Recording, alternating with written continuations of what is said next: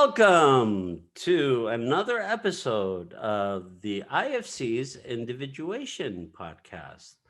I am Dr. Lahab El Samurai. With me today is Dr. Eric Tomlinson in the left corner, and Lisa Hong is back with us. Thank the heavens for today's episode. And we don't have like sound effects. We need sound effects. Next time we will get sound effects.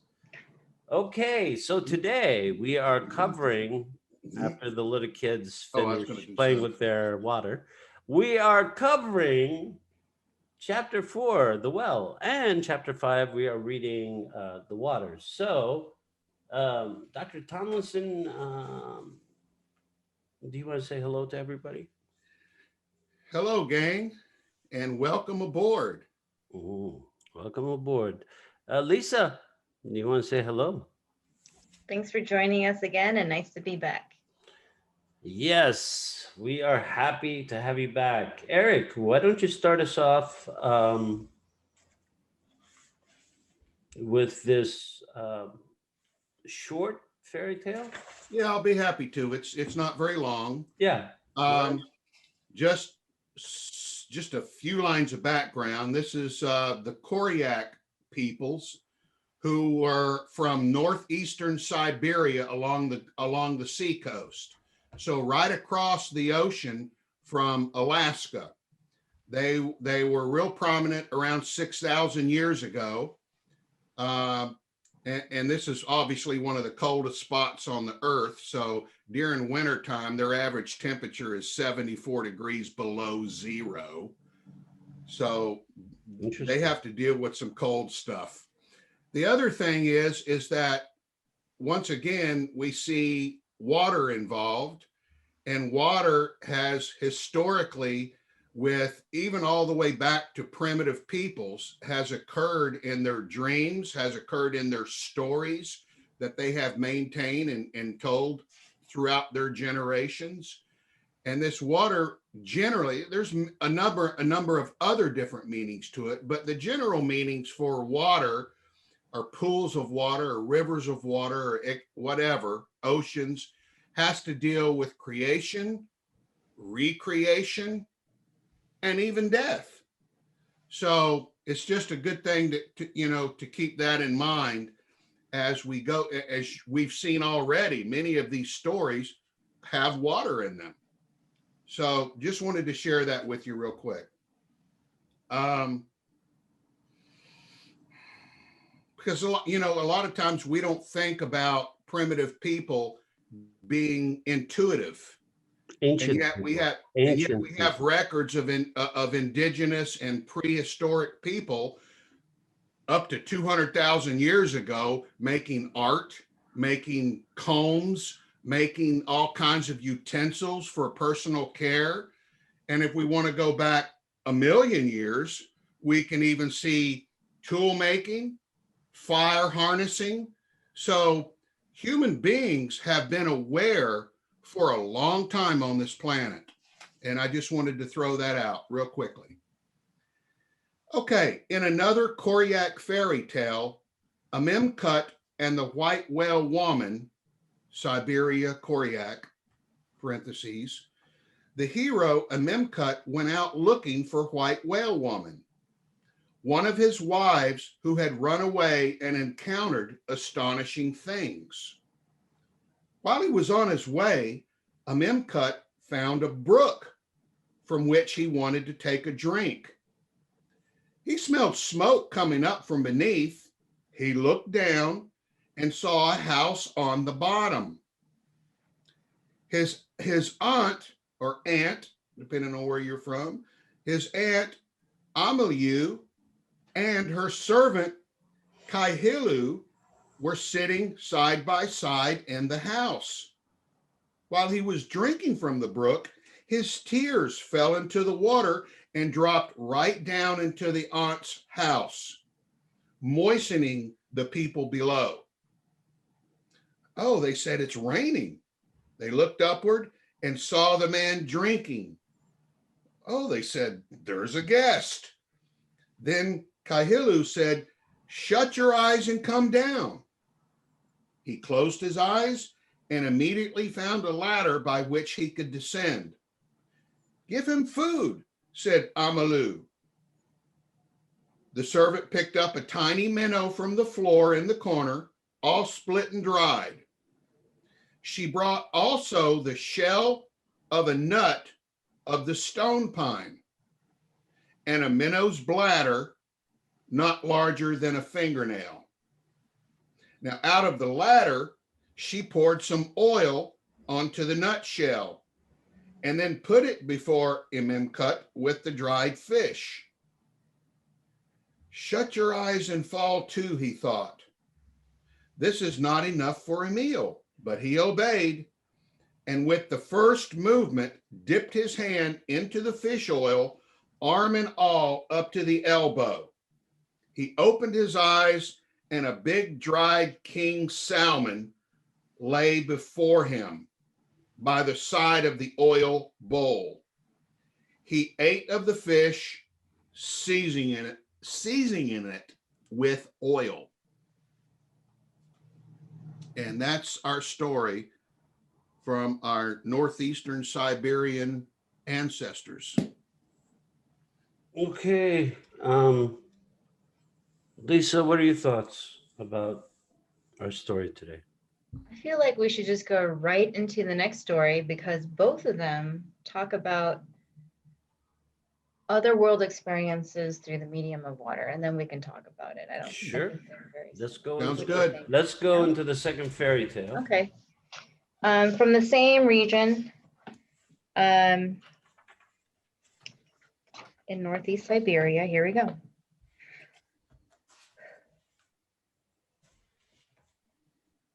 Once Nenenut, Kanenut, Kilu, and Kidney women went to pick berries and dig roots. Yenenut parted from her friends. She left her bag on the ground, walked away from it, and picked berries and returned to her bag. She looked around and saw marrow from the bone of a reindeer leg on her bag. She took the marrow. Nenenut came to be with child from eating the marrow. On the following day, she said to her sisters, "Go alone after berries and roots. I'm going to stay at home." The sisters left without her. During their absence, Yenenut gave birth to a boy. Autumn set in. The brothers came up a river in their skin boats to get their sisters. The brothers loaded the skin boats with berries, roots, and mushrooms gathered by the girls. The reindeer people arrived. Big Raven ordered the child of Yenenut to be brought in. Big Raven is a creator, mythic poet creator, similar to a lot of Pacific Northwest indigenous tribes of the Raven there. So Big Raven. Big Raven ordered the child of Yenenut to be brought in. He said to it, "Look at the reindeer people. Is your father among them?" The child did not point out any of them. For some time, Big Raven's family lived alone. One evening, somebody drove up on a reindeer sledge. His son, Big Raven's son, Amemkut, went out to meet him and saw that the newly arrived stranger was very young looking, quite like the boy. His name was Earthmaker. Amemkut said to him, "You must have come to look for your son." "Yes," answered Earthmaker. "I have come to see him. I was ashamed to come in human form and woo Yenenut. Therefore, I turned into the marrow of a reindeer leg. She ate me and became with child." Earthmaker entered the house, stayed overnight, and in the morning went off home with Yenenut on a long train of reindeer sledges. Big Raven gave him part of his own reindeer herd. When Earthmaker drove up to his house, his relatives came out to see who had arrived, and beholding Yenenut with child, said, "That woman gave birth without a husband." Yenenut felt ashamed and turned into stone. Earthmaker, seeing this, thought, "Yenenut is now dead. I shall go back and return the reindeer to Big Raven." He did not even enter his house, but went back at once. He arrived at Big Raven's house and suddenly saw Yenenut there. "You are here. I thought you were dead." "I was ashamed before your relatives," answered Yenenut. "Therefore, I turned into stone and came came here alone. On the following day, they drove off again. They drove up to Earthmaker's house. They saw the stone still standing there. Yanyenyut kicked it, and another Yanyenyut stood there. She gave her in marriage to Frostman. From that time on, Yanyenyut's health began to give way. Earthmaker attended her, gave up looking after the reindeer, and neglected his herds. One day, Earthmaker went out and stumbled against a big snowdrift. He looked around and saw the entrance to an underground house. He peeped in and beheld the young man walking up and down. It was Cloudman. Cloudman shouted to him, "Earthmaker, is that you?" "Yes, it is I," answered Earthmaker. "Come in," said Cloudman. Earthmaker descended and saw an old man and an old woman sleeping there. The old man was Supervisor, father of Cloudman. Cloudman asked Earthmaker, "What do you think? Why is your wife's health giving way?" "I do not know," answered Earthmaker. "Her health is declining," continued Cloudman. "Her health is declining," continued Cloudman, "because you did not kill the double-headed reindeer from your father's herd when you brought your young wife into your house. Just look at the fire on the hearth and see how my father pushes your wife into it." He looked, and he really saw his wife on the stones which surrounded the hearth. There he also saw little boys with short straps on their thumbs. "You see those little boys?" said Cloudman. "They are to be your future children. They will be born, but they will not live long. Look at them, their straps are short." Later on, Cloudman pointed at Six-Fingered Girl sitting on a crossbeam of the house and said to Earthmaker, "Wake up the old man and ask him for that girl. She has a long strap around her neck. She will live long. Don't ask for boys." Earthmaker tried to waken Supervisor and his wife, and long did he call before Supervisor woke up. Earthmaker asked him, "Why are you asleep? Why don't you watch over the earth?" "We went to sleep," answered Supervisor, "because you took your wife home and would not kill the double-headed reindeer for us on occasion. Therefore we sleep and push your wife into the fire." Earthmaker replied, "As soon as I reach home, I will kill the double-headed reindeer." After that, Supervisor asked Earthmaker, "Do you wish to have a son?" "No," said Earthmaker. "I don't care for a son. Give me a six-fingered girl." "All right," said his Supervisor. Later on, he added, "Now go home. On your way, kill a wolf. Give the skin of that wolf. Give a skin of that wolf to your wife for bedding." Hang on a second. Yep. "Give your skips to your wife for bedding." Earthmaker went out of the house, looked around, and behold, there was no snowdrift. He found himself in the sky. He looked down on the earth through the opening, saw different settlements, and recognized his own camp. After that, he came down to the earth. On his way, a wolf came running up to him, and Earthmaker killed him and carried him home. As soon as Earthmaker came to his father's camp, he immediately went to his herd, picked out the double-headed reindeer, and offered it to sacrifice to Cloudman. After that, Yanyenyut recovered. Soon after, Yanyenyut gave birth to his six-fingered daughter. Thus, they all lived and called on each other. That's all. Great. So we heard the first fairy tale, The Water, and the second one from the chapter on the well. And what do we know? The symbolism of the water is fertility. It is the source of life. It is representative of the feminine. Before I move forward with analysis today, I wanted to show our listeners something very unique of how the dream is like a fairy tale. So I'm going to read a dream from my client, Grace, today. And the dream goes, I am walking down a street in a city past a large building. A man comes out of the building and offers me a job. It seems random. I say okay without any discussion of what the job entails, pay, hours, anything. He tells me to follow him, and I do. He goes into the building. We walk through different areas of the building. It's all one facility, although the parts of it are very different. Some of the parts buildings open outside into areas that appear rural, while others areas open into areas that are like a college campus. Some open into highly developed urban areas.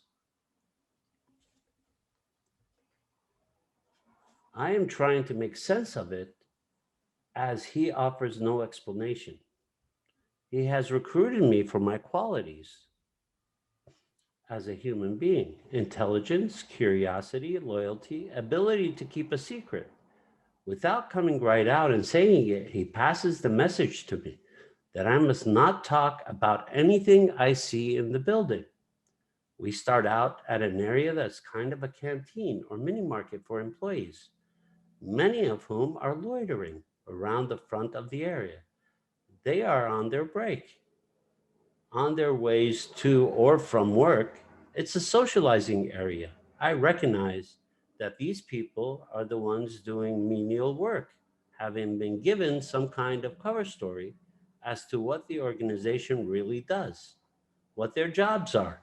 We go through this area deeper inside the building to an area that is clearly a research area. It is set up like a lab and it's huge. There are many rooms and it's all very clean and sparkling. In the hallway, there are windows, and I look out the windows and pause. The view overlooks a horseshoe bay, and below me is a densely built city. I see a plane emerge from the building beneath me. It is one of those spy planes that is shaped like a flat wing of an airplane, a B 2. I have never seen one before, let alone in flight. It is below me. I am thinking that this is just about the coolest thing I have ever seen. When an enormous spaceship rises up beneath this plane, the spacecraft is gigantic and is the opposite of sleek. It is huge, cumbersome, with lots of little parts sticking out of the craft and docks, snapping itself into place like a Lego. It is a small part of the rudder of the larger craft. The huge craft then disappears into the distance at a great speed.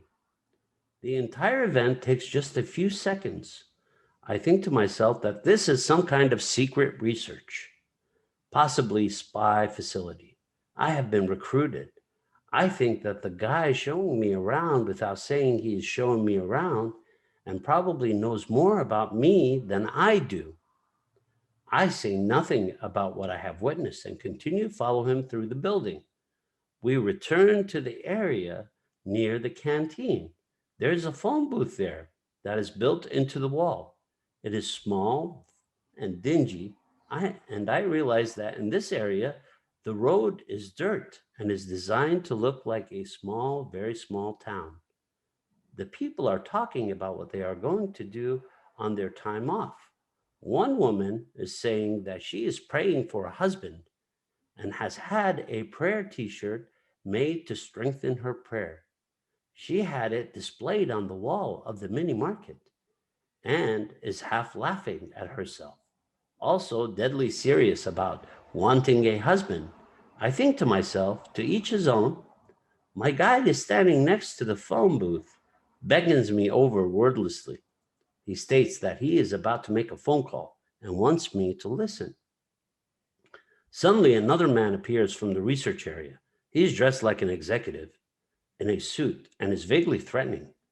I glance at the phone booth, and my guide is gone. He has disappeared. I intuit that the new man is following the guide, trying to get information out of him that is secret. The executive guy narrows his eyes and looks and me and I understand he thinks I know something. I act dumb. I go to talk to the lady praying for a husband and laugh along with her and generally behave like a bumpkin. The executive guy leaves and my guide reappears. He is hurrying now. He's trying to find a conveyance of some sort for me to carry something heavy in. There are some awkward wooden carts in the mini market and a display of a little red wagon. He sees the wagons and pulls one out and runs it back and forth over the ground a few times by the handle. The wheels are oddly made. They are dual axle front and back. On each axle, one of the sets of wheels is larger than the other. So the wagon is kind of tippy. He frowns at the wagon he has and reaches for another wagon. And I tell him they are all the same and point out the odd design of the wheels. I say they are designed to feel unstable, but there are 4 axles and 8 wheels all together, so it is actually very stable. He buys the wagon for me and hands me the handle. This feels very important. Near the back door of the mini market are carcasses of meat. They look like sides, quarters of lambs and goats. They have been rubbed with oil and herbs and look like they are ready to be roasted on a spit over fire. My guide begins picking through the pile. My mind wanders. I look up out a window. Several stories below me, I see Robert E. Lee ride up on a stunning horse and dismount, enter the building. I really want to see his horse, and I'm considering finding my way down to the lower level to go look at it, then remember that I am supposed to be in training with a guide. I look back to the carcasses pile, and he is gone. I intuit and feel that he has disappeared, and it has something to do with the appearance of Robert E. Lee. I realize my guide has a lot of top secret inside information. He was training me to help him. I go back to the carcasses and pile and hope that he returns. I am picking through the carcasses dispiritedly and then stop and begin to walk off. I have olive oil on my hands from handling them. I can hear them begin to slide off their pile, and a couple of pieces are close to sliding onto the ground. A woman runs over to catch them, and I turn my back and say, "No, my hands are already oily. I'll get it." I restack the carcasses securely, noticing that if I was going to cook one of these, I would put a lot more oil on it and probably more of the spice rub. The oil is only on the fat of the meat, not on the flesh. I think I will wash my hands if I can and see someone come out of a tiny restroom that is where the phone booth used to be. I suspect that the space is some kind of shape-shifting thing and it defies time and space. I step in to wash my hands but keep the door open. 1 foot outside the door so I cannot be transported unknowingly. That's the end of the dream. This is Grace's dream. What a dream. It's very fascinating to me that I was reading this dream today while we were reading these fairy tales. That when Jung talks about the collective unconscious and how we go deep into the collective unconscious, this is a dream about the collective unconscious. The dream of the well, the dream of the water are about the collective unconscious. So, with that said, we will start to dive into the different stories. One of the things that von Franz talks about early on is the deep laying water table that looks like an eye in the dark is the well. The well is another reoccurring symbol of the magical realm, she says, or the land of the souls. It is often endowed with female and mothering qualities, and it's clearly connected to the ideas about birth. A widely disseminated belief is that the small children come out of a well. These are known in German as Hohenschat, Hellponds, or Höhlenbrunnen, hell wells, from which the crane fetches the children. At the same time, the well is also the entrance to the land of the dead and the night. According to the Quran, the sun rises from the earth in the east and it sets in the water, the dark waters of the west. In the Germanic Old Norse underworld, two wells flow under the world ash, Yggdrasil, from which Odin and Woden draws his divinatory power.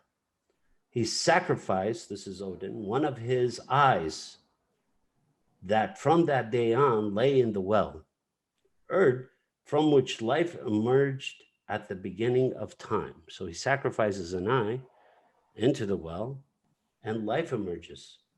In many fairy tales, the well houses all kinds of demons. Like the hole, it typifies a transitional state of soul, the moment of going into the unconscious, which one often perceives as a sinking descent, a going inside, going into oneself, a passageway into the other world.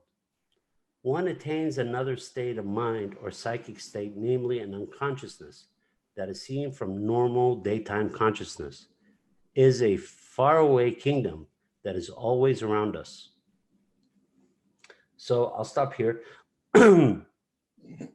So we could talk about the two fairy tales and the dream, Grace's dream, which I am going to call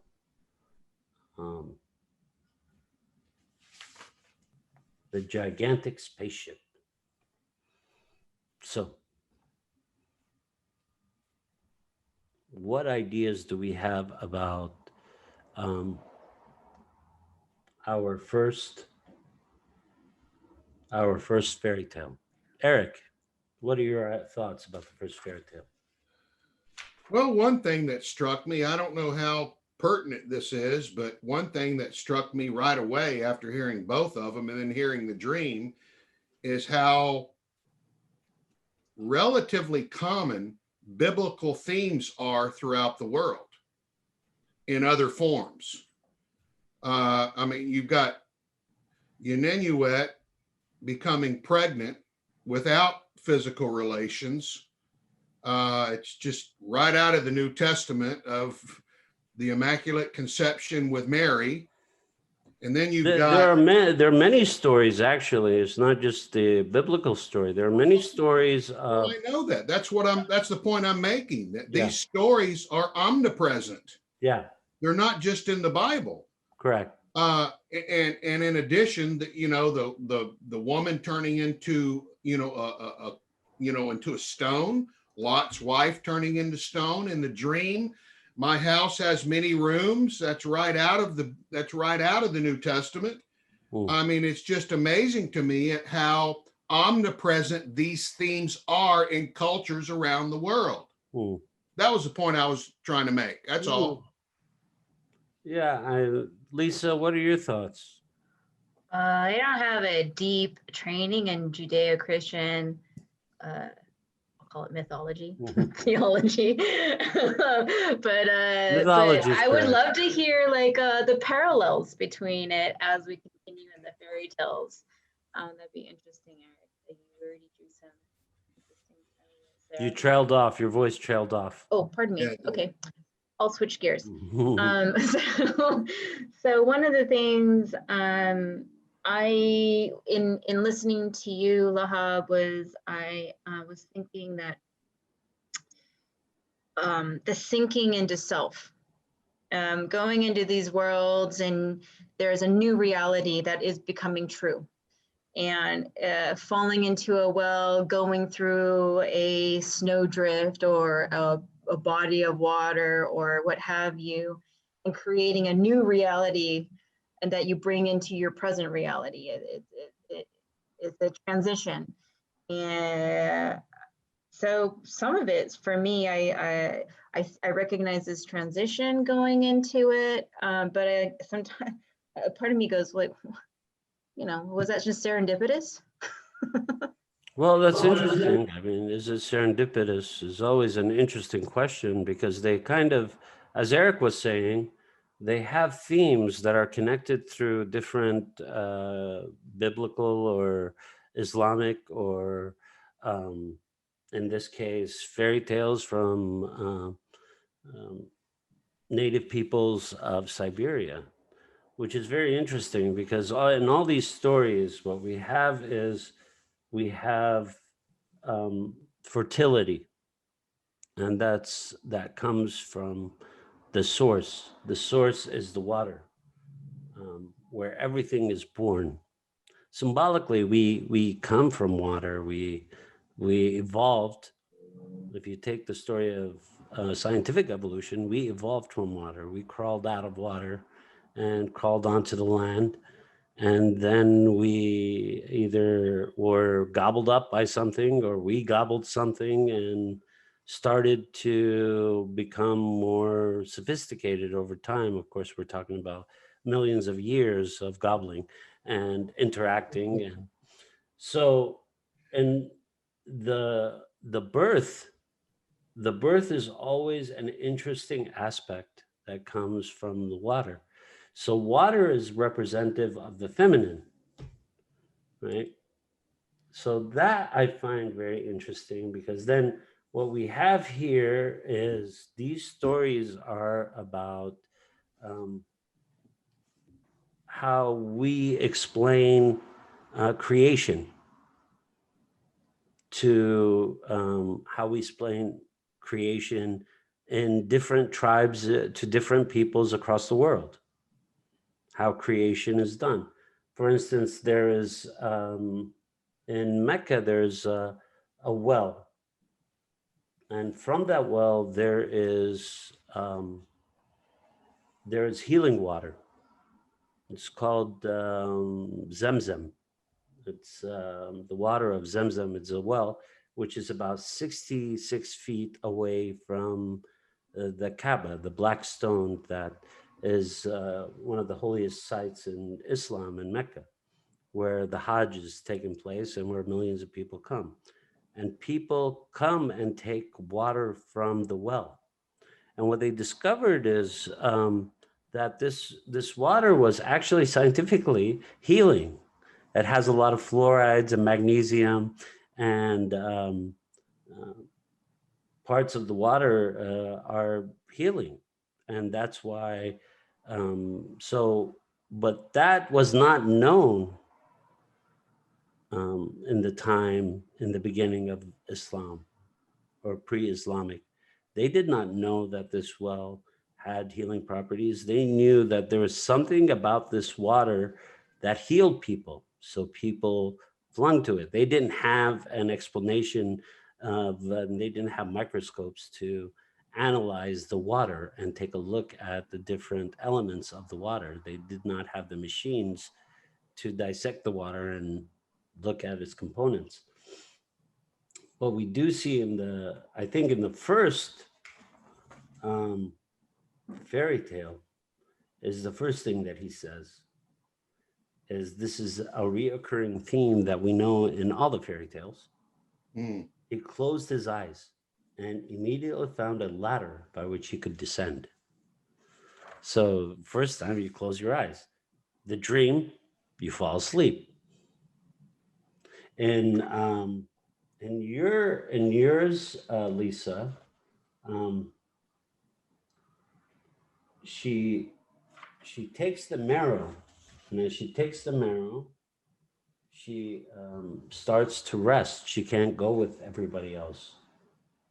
On the following day, she said to her sister, "Go alone after the berries and roots." So she also falls asleep. And after she falls asleep, she tells her sister, "I'm going to stay home." So what we find is in fairy tales and dreams, the symbolism of falling asleep to go into the spirit world. This is how the journey begins. And when the journey starts, we have different symbols in the dream that are all interconnected to the story. What is the story of the well? The story of the well is of birth of a child, of wanting a child. But what does Cloudman say to Earthmaker? Cloudman says to Earthmaker, "You cannot ask for boys. If you want a child, you have to say, you cannot say that you're going to ask for a boy. And then he asked him the question, do you want a child? He says, do you want a child?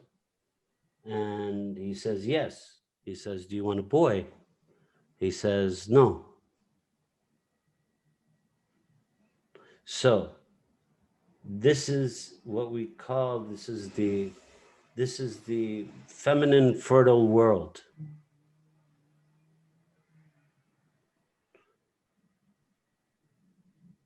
Go on. Lahab? Well, you're staring, everybody's staring at me like I'm in a discotheque. So do you want me to keep making moves? What do you mean by I'm dancing, but did you guys want to like contribute to the dance? Or do I'd love to watch you dance for a while. Is that what you want to do? Okay. Absolutely. Her health is declining, continued Cloudman, because you did not kill the double-headed reindeer from your father's herd when you brought your young wife into your house. So the double-headed reindeer is his prized possession, right? And when we talk about transformation, one thing must die for another thing to be born.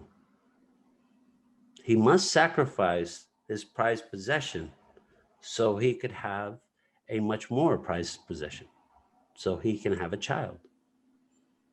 But he wanted what we say in current monoculture, he wanted his cake and he wanted to eat it too. That's the easy way, isn't it? It's always the easy way. Can I say something about my reading? Yeah. Because this fits right in with what you were saying. And you already mentioned a little bit of it. This guy, Amemkut, he bent down over the stream. The next thing we know, tears were falling out of his eyes. Now, I don't know whether those were tears from the suffering that he's been going through and trying to understand himself, or whether it was because of the smoke that was there. But whatever the case, it doesn't change the ultimate meaning. Something posed a barrier to him and caused him suffering. And as a result, tears came from his eyes. Those tears opened up a pathway to the other world where they said, okay, we're being rained on. Here's a ladder so you can come down and see us. Well, now he comes down and sees them, and still thinking that he's, disconnected. And they show him that if you are connected to this, you will have a satisfactory meal. And that's what they gave him, a satisfactory meal out of virtually nothing, because he had allowed himself to suffer. He had made his eyes close so that he wasn't distracted by the world's constant bombardment. And then he was able to reach the other side, connect, and sustain sustenance from them. I think that's a hell of a story. Well, at first, the first part is before he shuts his eyes, he finds she brought also the shell of a nut of a stone and pine minnow's bladder, not larger than a fingernail. Mm-hmm. Out of the latter, she poured some oil into the nutshell and put it before him, cut with the dried fish. She says, shut your eyes and fall to. He thought, this is not enough for a meal, but he obeyed. With the first movement, dipped his hand into the fish oil and arm, and all up to the elbow, he opens his eyes, and a big, dry king salmon lay before him. That says to me, Lahab, even once you connect the other side, you still got work to do. Well, no, it's a journey, right? Well, it is a journey, but you can't just sit back on your haunches and go, oh, wow, I'm in the other world now. Life is going to be great. You still have work to do. Well, when you are in the other world, you are on a mission. You Yeah. have a task. There is no sitting because you're on a task. The task Thank is you. going to take you where it needs to take you. And the task needs to be finished. Thank you. Lisa? Oh, that's a whole nother dimension to the well and water and passageways of creation. Mm. That when you merge into that other world, there is a task at hand. What do you In think of these the two stories, they characters, demonstrate that. Lisa? What do you think of the two characters, Earthmaker and Cloudman? What do you think of their relationship? Who in Cloudman? Earthmaker and Earthmaker and Cloudman? Cloudman. You know, I was actually really quite confused by it. I was like, what is the purpose of Cloudman here, and why does he make demands on Earthmaker, and how is this sub storyline contributing to the overall So need? The Earthman wants a child, Mhm. but he couldn't present himself to, I can't, you need to quit. and You're the only person who knows how to pronounce it. only if it's in front of my eyeballs is how I do it. Well, Earthmaker represents the bottom part, which is the earth, Mhm. right? The earthly plane. Cloudman represent the sky. Mhm. And remember, when we talk about Jungian psychology, we always talk about compensatory. Earthmaker is not complete without Cloudman. They need each other to be one. Cloudman lives in the stars. Earthmaker, he says, one day Earthmaker went out and stumbled against a big snowdrift. He looked around and saw the entrance to the underground house. He peeped in and beheld a young man walking up and down. It was Cloudman. So they know each other. That's interesting. Yeah, the snowdrift wouldn't have been there unless Cloudman up there made it fall. Correct. To create a pathway. Correct. So he guided him to him, and he says, Cloudman shouted to him, Earthmaker, is that you? Yes, it is I, answered Earthmaker. Come in, said Cloudman. Remember in our first fairy tale, um, um, the man in the moon, he has the sun sitting there in his house when he invites our friend in, the shaman who walks in, and he says, be careful to make light, be careful to laugh at the sun, right? And so he says, I answered Earthmaker, come in, and said Cloudman. Earthmaker descends and saw an old man and an old woman sleeping there. The old man was supervisor, the father of Cloudman. Cloudman asked Earthmaker, what do you think? Why is your wife's health giving way? I do not know, answered Earthmaker. Her health is declining, continued Cloudman. Because you did not kill the double-headed reindeer from your father's herd when you brought your young wife into your house. Well, he also has to sacrifice to the earth. He is Earthmaker. He is not doing what he's supposed to be doing. Symbolically, he's not doing what he's supposed to be doing. He hasn't sacrificed the reindeer. What do you think, Lisa? It's a two-headed reindeer. Do you want to sacrifice it?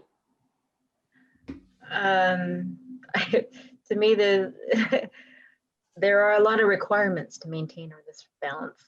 There are requirements. That's a great statement. Exactly. So let's get into requirements of maintaining our existence on this our balance.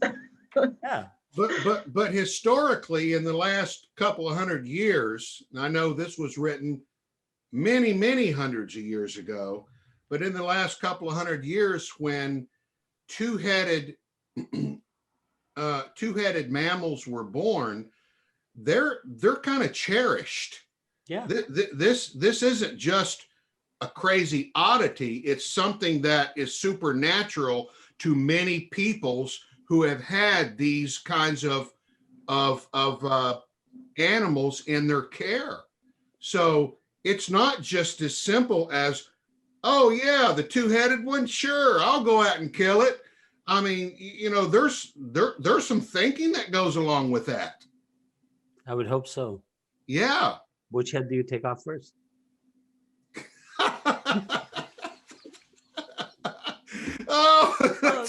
It's a question, right? Funny, but that's well, you said they're thinking required to it, so it's just that was hilarious. What are we? I mean, shit. Okay, I'm still thinking about it. We love our light and dark. Lisa, tell us, Lisa, what are your thoughts about in general? You're in Florida right now with all the water. What is it like? What is that experience like being around so much water? Well, there's a lot of ways I can talk about that in terms of just how the water affects our weather, our humidity, how does it affect our you? comfort, for me, it brings me, gives me, I live in Seattle, but we don't live alongside the open ocean. I am against the open ocean here. True coastline. In Seattle, we are in a sound, yeah. And so along this coastline, there is it's very humbling. And there is a respect of the deeper currents that are moving, that are not seen, that are, on a cycle, high tide, low tide, multiple times throughout a day, that bring life and bring suffering. Jellyfish are stranded on the beach. Tide comes in, then pulls it back out. It's quite amazing. Isn't it interesting that what you are seeing at the ocean, and you're right, it has rhythms, it has order, it has meaning, and it's all controlled by the moon. And yet what is there's nothing more connected in the history of humans, Homo sapiens sapiens, than the moon and female reproductivity. And there was even a chance, and Lahab knows this, there was even a time, and Lahab knows this too, is that the early DSMs, the diagnostic statistical blah, blah, blah, blah, blah, manual for everything, used to have late luteal dysphoric disorder as a possible diagnosis for mental illness. Now, of course, they got rid of it, but late luteal meaning the moon. And it was completely directed toward the female having her period. And they were trying to call being that acyclical or not with the norm. So the moon and the ocean has tremendous connection to the female primate and the female human being in particular. So that's and why the sapien. Pardon? And the sapien. Yes, Homo sapiens, which is us. So I'm glad you're getting to experience it in a way that's in the format of a beach rather than an ocean front like in Seattle, because you do get more from it, if I'm not mistaken. You do feel power from it and a global sensation that you can't feel anywhere else. I sure do. I have theories about Seattleites, what it is to be a Seattleite, and it is deeply influenced by the weather and our latitude and longitude. Yeah, just please walk on that another day. Just please walk on the beach at night before you go. I will. Please do that. I'll do that. You won't regret it. So tell us your theories about Seattleites. Oh, you want to do this now? Yeah, okay. Why not? All right. Good, Lahab. Seattle is a younger city relative to the rest of the Americas. Mm. It is a heavily logged city.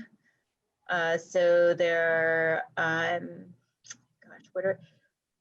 weather. I will stick to the weather.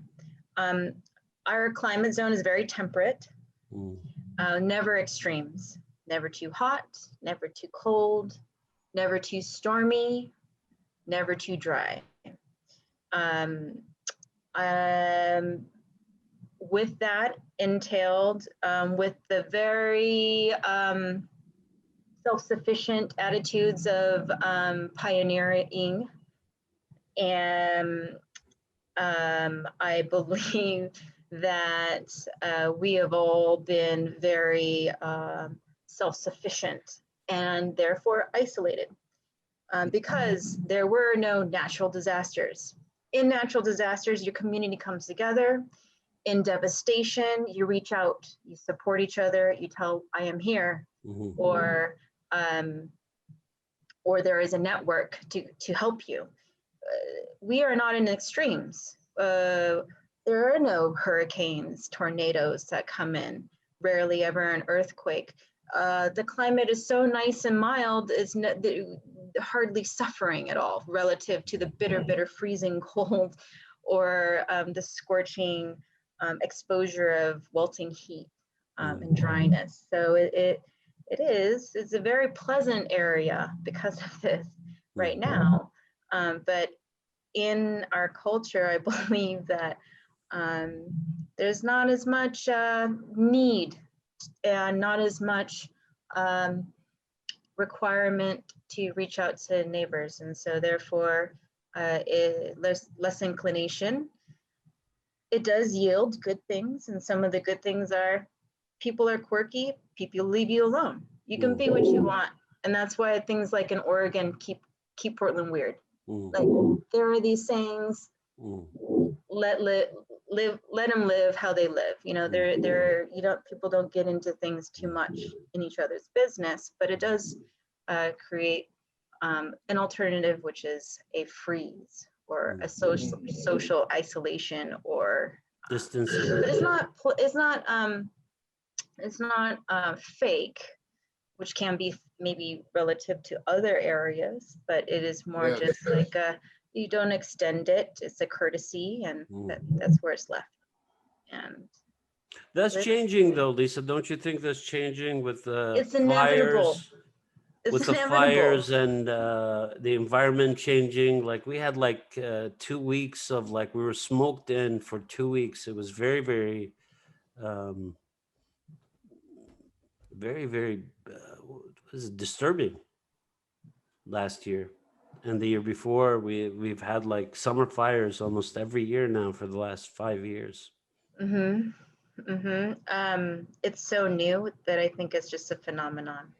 Yeah. And it's just viewed as an aberration. I don't think it is influencing community just much. But time will tell. Yeah, especially after the pandemic. I think the pandemic, just everyone moving and everyone being more present with a purpose. I am choosing to stay here. I'm choosing to live or leave. I think decisions like that are creating a little bit more, okay, we're here now. What's going on? What are you doing? What are you doing? Kind of everywhere, not just Seattle. Yeah. I think with the climate crisis, I think that will ultimately push us maybe in ways for the better towards each other instead of away from each other. It does get lonely when you experience the freeze when you first get to Seattle because you are left alone. Nobody really wants to talk to you. Nobody wants to come near you. You're kind of an oddity. You have to be there for a while before they say, oh, yeah, you've been here for a while. Okay, here's your card. You can enter this unknown zone. It's like we almost live in the well. instead of live outside the well. What, you're having to slaughter your two-headed reindeer all the time? Well, Just to get it's a somewhere? question, right? It's a question. Which head do you take first?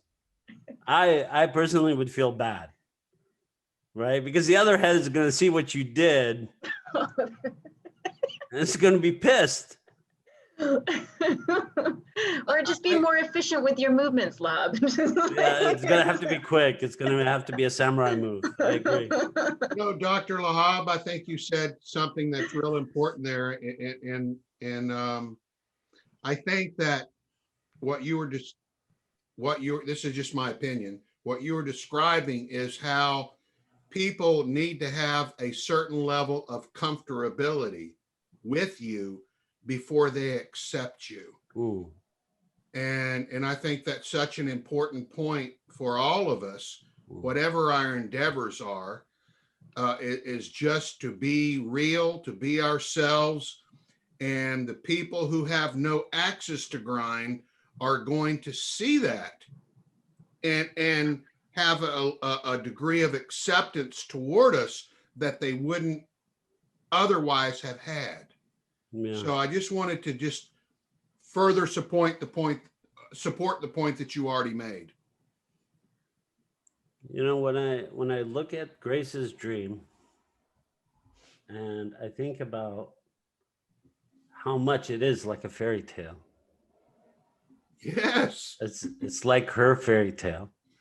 And as we read these fairy tales, and I was reading the dream, I was analyzing it today with her, I started noticing how many parallels with the fairy tales it had.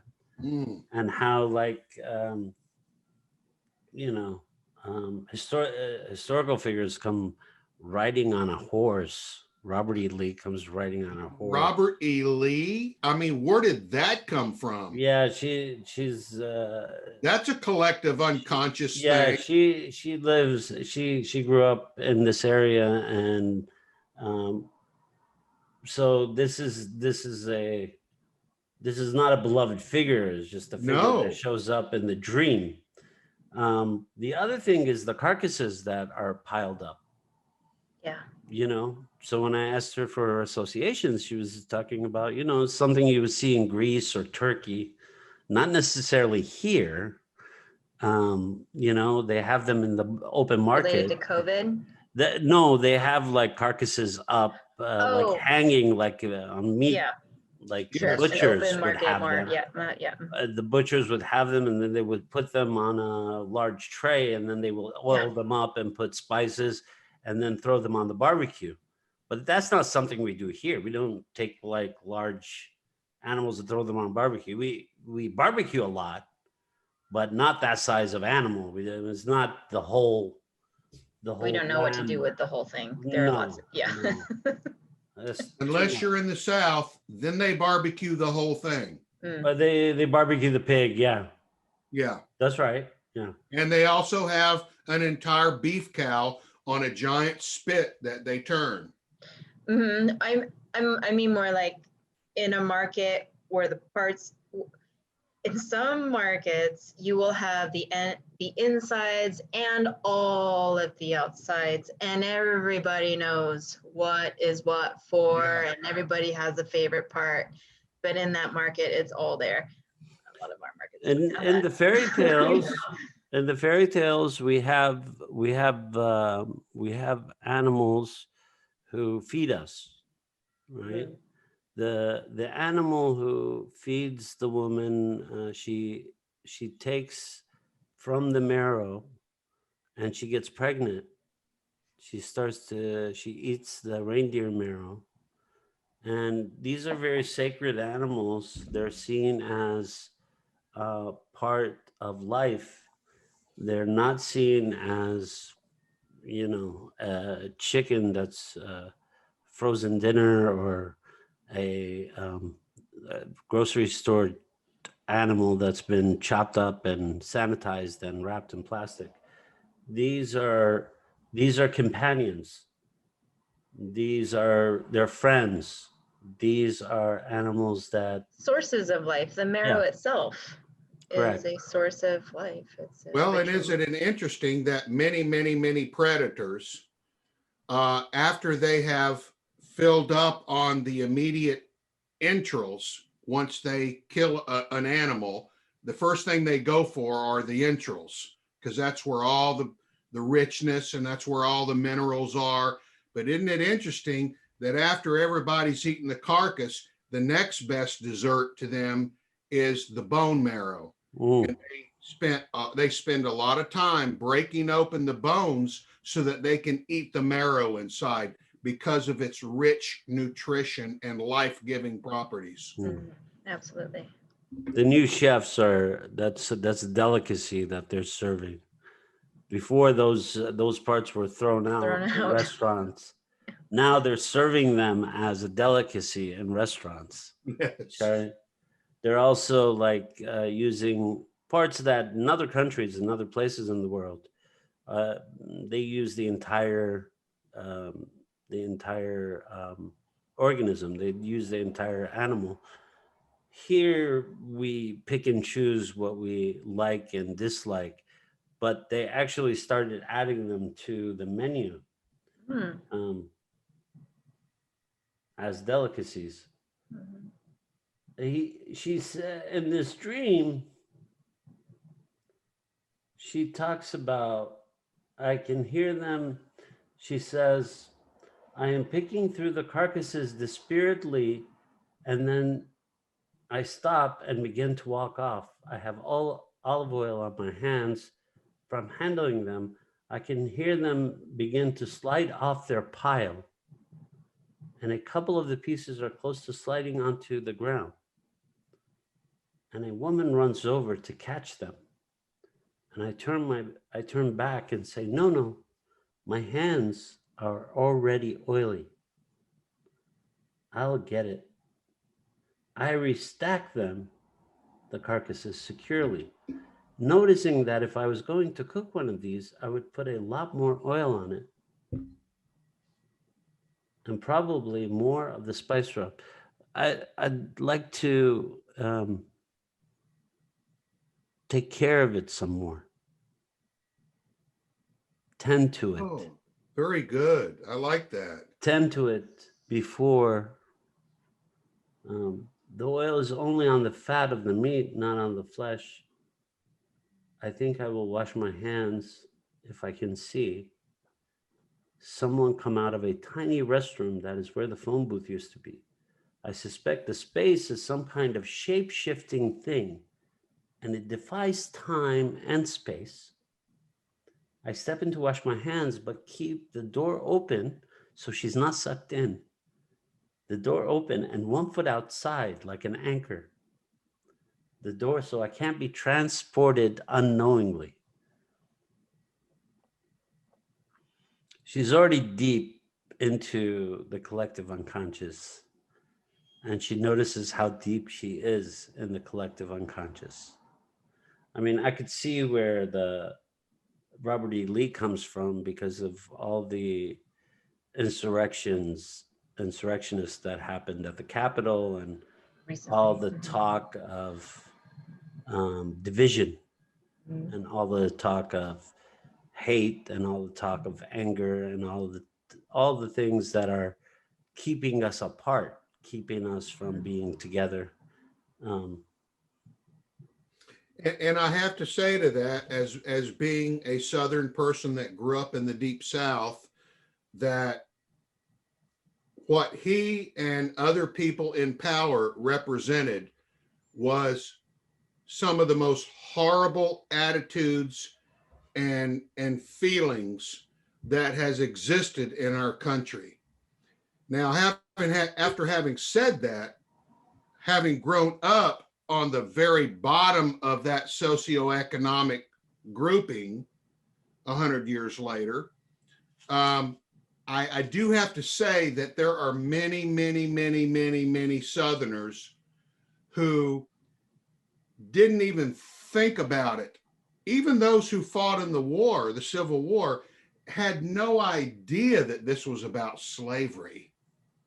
They didn't know that because nobody told them that. They were fighting because they thought somebody was coming and trying to take their land from them and their lifestyle from them. and to be able to support their own family, they weren't even thinking about slavery. Why would they? Because they had no connection to it. But the rich people, the people in power, the people who ran the Southern government, the people who ran the economic existence of the South, they were totally into it for slavery purposes. Yeah, but it also seeped into the culture, seeped into the thinking processes of the people who lived in those areas as some form of right that they can enslave other people, that other people don't have rights because their skin color is darker than. I almost thought you were going to say the 80s. You're right. Into parts of the culture, that's absolutely correct, but not all of the culture. There is a huge area of that piece of the pie. I like to look at everything in pie charts. There's a huge piece of pie. Are you hungry? Everything is in pie charts, Lahab. You know that. Okay. And there's a huge piece of that pie. But what's the pie? I mean, because I don't consider cream pie real pie. It's just a bunch of cream on it like that. How about pecan pie? How's that? Okay, we'll work with pecan. Okay, great. There is a huge slice of that pie that are made up of people who lived in this area who have no acceptance of that. They have no acceptance of it. Well, there are peoples who lived together for many hundreds of years in this country that, their lives and cultures are intertwined. I mean, as much as anybody, I want to smash out every sniff and element of racism in this country. I am 1000% behind that. All I'm saying is that we can't globalize that to every single person in a particular genre. If we do that, we're being irresponsible. Okay. That's all I'm saying. Okay, fair enough. Because I'm one of them. Well, no, I mean, of course. I mean, it's not. We can't throw everybody into the same bowl. What we're saying is, we're talking about Robert E. Lee, so we're talking about his time. We're talking and less about our time, which is still quite problematic. Oh, absolutely. I'm with you. I'm behind you 100%, sir. Not to say but let's take a look at. And we have to really call it out, because it is a cancer that is killing us as a society, as Americans, because we're all different in this country. And we come from different backgrounds, and we come from different beliefs, and we come from different parts of the world now. And this is a cancer, and it needs to be eradicated. Yes, we need to treat it. It has to be treated. You bet. I mean, it won't go away until we don't. We have to wake up. That's what we have to do. We have to wake up and start addressing our own biases in our lives and the way we view certain things. I'm with you because it's weaved into the culture, right? It is. Racism is weaved into the culture. Yes, it is. Deeply embedded in the culture, whether the north of the country or the south of the country, it's deeply embedded in the culture. Sure is. Maybe people are unconscious of it. Maybe they're not seeing it. It's like, oh no, that stuff doesn't happen around me. It does. I mean, every time we see a little child getting shot because of their skin color, we see it every day. I mean, it's like 3 people have died a day at the hands of the police since the trial started. Yes. And it was like 3 people a day. We're talking about like traffic stops. We're talking about kids running away from cops. We're talking about kids. We're talking about 13, 14-year-olds. I mean, we were there in Chicago, Yeah. Eric. Yes, we did. And we saw the toll it took on entire communities on the south side and the west side in the city. We saw the emergency rooms, like on Fridays and Saturdays, the emergency rooms are packed. It's like a blood field. It's like a war. Yeah. Yes, it is. I think any sociologist would have scientific based evidence of all the evidence saying that it is a systemic problem. Yeah. Racism is a systemic problem, and it's propagating itself, and it's not. It needs. And the science backs you up, Lisa, because I've been researching the science for the last 2 weeks, and it depends on who you ask, of course. But the science shows that yes, there are more white people killed by police than there are African Americans or Hispanics, but the percentage, and that's what people who are totally into white, whatever, espouse. They talk about those numbers, but they fail to mention the percentages. The percentage towards the population. Yes, the percentage of the population that's, yeah, of course. It's twice as high for African Americans, and it's almost twice as high for what we call brown people in this country, Latinos. And so there is a problem, and it's systemic, and it needs to be stopped immediately. This is bullshit. I agree. With that statement, I would like to thank Lisa Hong for hanging around with us today. We cut her off a couple of times, Eric. Really? We have to stop doing that, me and you. Did I really, Lahab? Yeah, it's because we're in the top squares and she's in the bottom square, and we keep cutting her off. We need to move her. We need to move her to the top square. Lisa, I'm so sorry if I did that to you. I was not conscious of it. I'm okay with freeform. I didn't even notice it. I know I'm in the middle top square. I didn't notice it either, but if Lahab says it, it has to be right. So I'm so sorry that I cut you off. I certainly didn't mean to. It's okay. I'm just saying, we kind of forget. We're loud. Anyway, I'm glad to be back, and you guys. We Let's do this again next week. What do you say? We don't function without you. You know that. Yeah, you do. No, we don't function. I listened to last week. You guys are great. You guys are fine. No, we played tennis last week.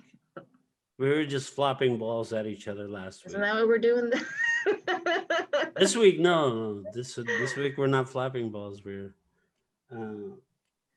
throwing flowers at each other. Yeah. Always good to see both of you.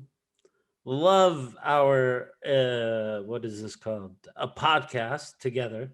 I am Dr. Lahab El Samurai. This is the IFC's podcast.